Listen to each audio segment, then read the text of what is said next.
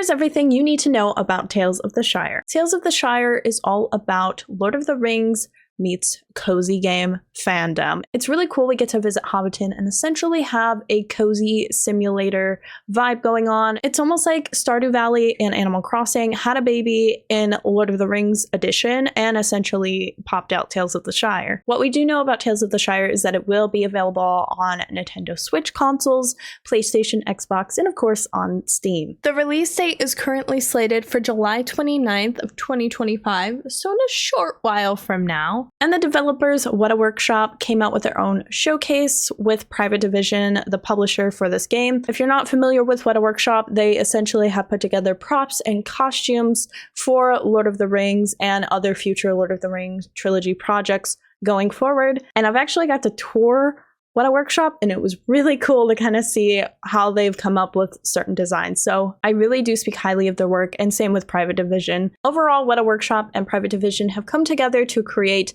a game where you can essentially be a hobbit in the cozy world of Bywater. Some highlights include decorating your hobbit hole, you can go fishing, you can cook, you definitely have a lot of tales or side quests that you get to explore within the game, and I'm sure there's so much more, but that's so far what we know going forward. One thing that was mentioned during the showcase that really turned a lot of eyes to the game was that there is going to be a gridless system in terms of decorating your house, which pretty much means you don't have any limits. You know how some games they have housing decorations and you essentially have to put decorations in certain areas or they lock in certain ways and you can't really rotate the items?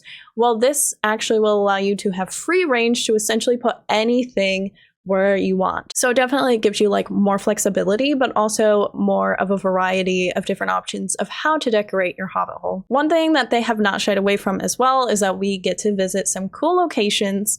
Obviously, you get to be in Hobbiton, you get to see Bywater, the Green Dragon will be featured, and yeah, it's cool to have your own little hobbit pub that you get to hang out with all the Shire folk in. And I will say that this is sort of a spoiler. It is available to watch the first 15 minutes of gameplay on YouTube and other platforms, but I will say that there is a special person you see right in the start of the game. Hopefully this doesn't spoil too much for you. And of course you get to customize your hobbit as much as you would like. I don't think it's going to be nearly as robust as the Lotro character customizations for the hobbits, but I'm sure it will just be great as it is. And just to clarify, as I mentioned, there will be fishing, there are cooking objectives that you can do in the game, but there is also some gardening as well. So there's pretty much just a lot of like simulation based stuff, I would say, but give it a more artistic, cozy, cute vibe to it. And that's essentially everything that we know about Tales of the Shire. If you want to check out more Lord of the Rings related content, make sure you follow. And until next time, better stay weird, you weird weirdos.